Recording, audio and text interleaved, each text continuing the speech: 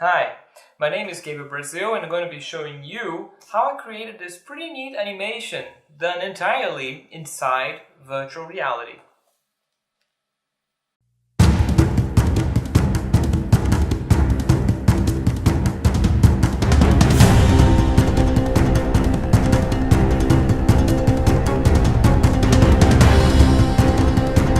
So, what technology I use for this? Well, at first I use my Oculus Rift head-mounted display. That's the sort of the latest version. And I also use the touch controllers. I mean, the touch controllers come with the Oculus Rift nowadays, and actually they allow me, if you don't know what it is, it actually allows me to manipulate virtual objects in space, move it around. It's like a mixture of video game controller with, this new kind of thing. And yeah, without it, it's quite impossible to do what I've done. Well, so far, that's the usual virtual reality fare. But for animating and creating all the 3D models, I use a program called Quill. And that's where things get really interesting. I mean, if you're interested in VR in any way, you probably saw videos already, maybe in YouTube, of people drawing shapes and creating art inside virtual reality. And probably what you saw was done on Google's Tilt Brush or maybe even Blocks. I mean, while these programs are actually pretty amazing, I think they are incredible, that they come with a lot of special effects and a lot of eye candy. So it allows you to draw rainbows or draw fire and lightning. But meanwhile, Quill focus only on drawing and painting and a little bit of animation. It's like Photoshop, or even better, like Painter, but inside virtual reality. But if you love painting and drawing like I do, Quill is simply amazing. By being a painting program, everything you see in Quill was created by the artist. I mean, there are no rendering whatsoever. There's no light rendering, there are no shadows, no shaders, no complex textures going on. Everything you see inside Quill was handmade by the artist. First, a quick disclaimer. This is not meant to be a tutorial, but insights on the process. It took me at least 7 hours to create Tiny Chase, and most of it was just learning the basics of the program. I started with modeling the giant walking mech robot thing, and for this I had to go through a lot of trial and errors, and I mean a lot. After finally finishing the robot, I decided to use my newly acquired skills and added something for the robot to be chasing after. And that's when I came with the idea of the mosquito rider. When I start a new project, I usually draw some quick sketches on real paper. But in this case, I started sketching the rider directly on Quill. Just like working on Photoshop, every time I start a new element, I create a new layer, and even a layer group for it. In Quill, this is very important, since you can quickly become overwhelmed by the pile of random objects you create. By keeping it all organized in layers, I can quickly go from object to object without having to wave my arms around with the selector tool, hoping it will hit what I want. During animation, that was key. After the 3D sketch is done, I play with the scale and position of the object. Painting VR has this amazing feature that objects can be scaled indefinitely from the size of an ant to a large city without increasing the processing requirements. It's really not taxing into the computer. But here I just wanted to fit the composition in relationship with the robot. So it is time to start modeling the object itself. For this, I create a layer for the hummingbird, separate from the sketch layer, and lower the opacity so I could see through it. For now, I can say there are 4 different modeling techniques in VR. I like to call these first the multiply lines, and the skeleton or shipbuilding mode, copy paste, and the most straightforward one, just adding lines like globs of clay. With the multiply line technique, I created a line and then I multiplied it along one of its axes, making a sphere made of lines. This line sphere can then be deformed with the push tool. But you gotta be careful, otherwise you end with gaps, since it's not a closed sphere object. For the body, I used a skeleton, or what I believe is a more appropriate analogy, shipbuilding technique. In it, I create lines that will indicate the final shape of the object, like ribs of a ship. It's not like a skeleton deep inside the object, as you might see while rigging characters in traditional 3D modeling software. Once the guides are in place, I fill the gaps with some strokes. And borrowing a technique from traditional 3D software, here I mirrored the body, so I don't have to model the other half. This keeps everything symmetrical and it saves a lot of time. I know I praise Quill's simplicity, but sometimes I miss having a mirror tool like the one from Tiltbrush, or any other 3D model program in this case. For the tail, I used the copy-paste technique, where I created a single feather and painted it. This way I could just copy it and change its size a little bit, and now I have a nice feathered tail. With a few simple strokes, I create one of the eyes. That will then be copied to the other side. And the beak. You can see that I'm adding a few colored strokes to it. This is one way of painting, by adding more colored geometry, instead of changing the quality of the geometry that's already there. To make it seem as if the wings are flapping really fast, just made a couple of blurry lines and animated them by moving up and down with only 3 frames. This gives it this handmade animated look that I like so much. Painting is one of the most enjoyable things in Quill.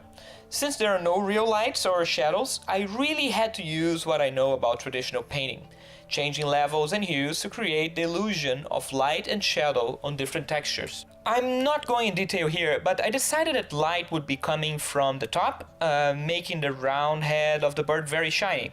Meanwhile, its belly would have a dark green-yellow tint to it, because it would be reflecting the light that bounced from the ground. I keep playing this color puzzle until I'm happy enough with it. I didn't want it to overwork it in order to keep the model legible and the colors vibrant. A big improvement from what I've done on the running robot in my opinion. After duplicating the eye and centering the beak, I start the mosquito rider character. I went back to the sketch layer and now I try to fit the rider character on top of the finished bird model. I do this to be sure of the overall composition before actually modeling. I'll be struggling enough already when modeling, so I don't want to be changing my mind on basics while at it. Remember when I said that I didn't want to use drawings from outside Quill? Well, when starting the rider character, I realized I had no idea how it was supposed to look. What colors it would have, how detailed it would be. So it was back to the drawing board, literally. I sketched some concepts for the character based on the quick sketch I've done in Quill. I even created a little story for him. He is a rogue mosquito soldier from an advanced mosquito army. He defected and it's now being hunted by his fellow mosquito persons. Yeah, storytelling, it's fun. Now with a better idea of what I was supposed to be modeling, I started with the head using the shipbuilding skeleton outline technique. Then I used quick strokes to fill the shapes. The goal was to be as efficient as possible and make it all readable even if it's zoomed out from the scene.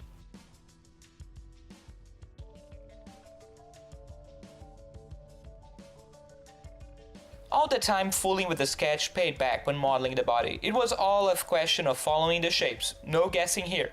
Some quick limbs and a nice big white glove hand. Mirroring the body and limbs was a little tricky, but pretty straightforward. Needing only a couple of adjustments that were made more complicated than it should, since Quill doesn't allow you to flip selected objects, only entire layers. So you have to select the object you want to mirror, move it to another layer, and just then you can flip it. Seriously, this took me a couple of projects to understand. I started to make the helmet, like in the concept, but I like this blue head and left it only with the white goggles instead. I also liked how the mouth ended up, with the big teeth and all. Painting was the same thing as with the hummingbird. Added some highlights on top, some shadows and ambient occlusion, which is the fancy name for those shadows formed by tight corners. And something that should look like indirect ambient lighting, the whole color reflecting from the ambient thing. But I still have to practice this. Case in point, while recording this, I realized how I forgot to paint the character's shadow on the hummingbird. Well, that was probably because I was having too much fun playing toy airplane with the bird and the rider. I was really mumbling here. This is an example of how much fun working in VR can be. It's like creating these toys out of nothing and then move them freely with your hand. Also, besides being fun, moving the objects like this can give me some good ideas on camera angles and, more importantly here, help me prepare for animation. Like modeling, there are several ways to animate in Quill. For the fluttering of the tail feathers, I created several copies of the same frame, 24 frames in total. Then I press play and start to push the feathers with the push nudge tool. It is actually a very physical activity where I really have to move my hands with the tool up and down like the fluttering of feathers in the wind. I keep doing this until I get this nice effect I wanted and not just some jittering feathers. Animating the blinking eyes needed just some basic frame-by-frame animation. I created a close eye object and alternated between open and close with the animation tool. And then came animating the mosquito rider himself. The idea was simple. I would separate the head from the body in a different layer. Then I would animate the head bobbing up and down.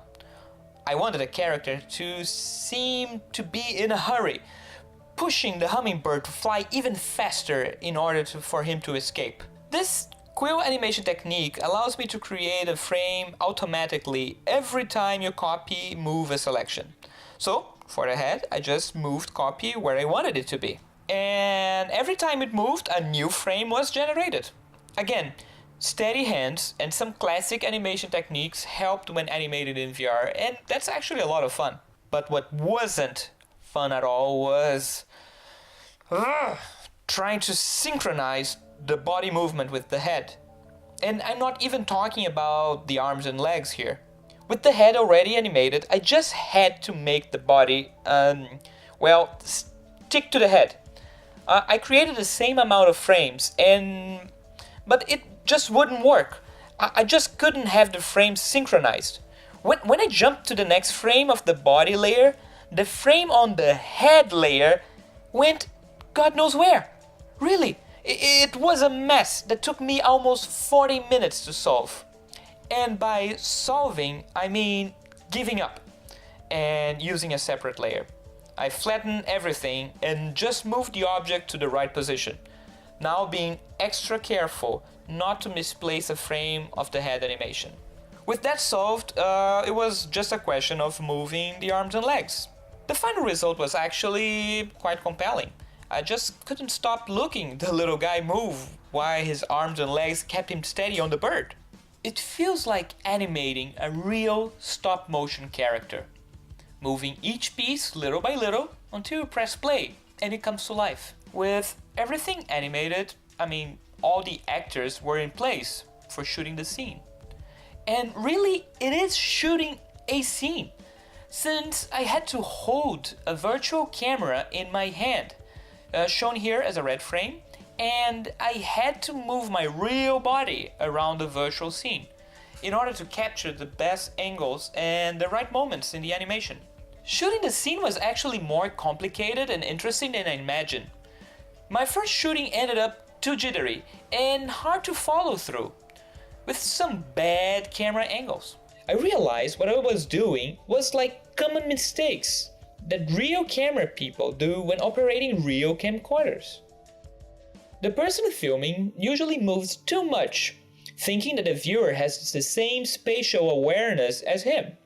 But the camera person, in this case me, is immersed in the scene, while the viewer, he's stuck to a static screen where all this bouncing around just makes him dizzy.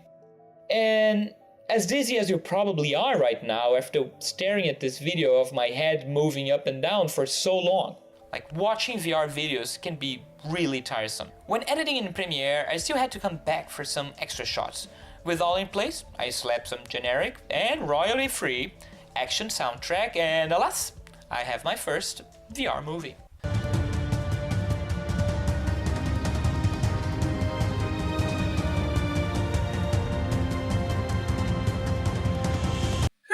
And that was it. My first VR animation using Quill, created entirely inside virtual reality. You know, I really enjoyed working this. I especially really modeling inside Quill in a way that I actually don't enjoy doing in traditional 3D softwares like Maya. Sorry, Maya. These programs, you have to be always messing with little vertices, pushing planes, and all these exoteric buttons, and surrounded by dozens and dozens of screens. And that's actually doesn't make for a really good user experience. And then, talking about user experience, one of the things I like to try in Quill is to quickly prototyping interesting interfaces. I've seen some examples already, and you can really quickly prototype AR interfaces or anything you imagine. It's actually very efficient as soon as you get the hang of it. If I could model the cockpit of a giant robot quite easily, why couldn't I make like a smart dashboard for a future car?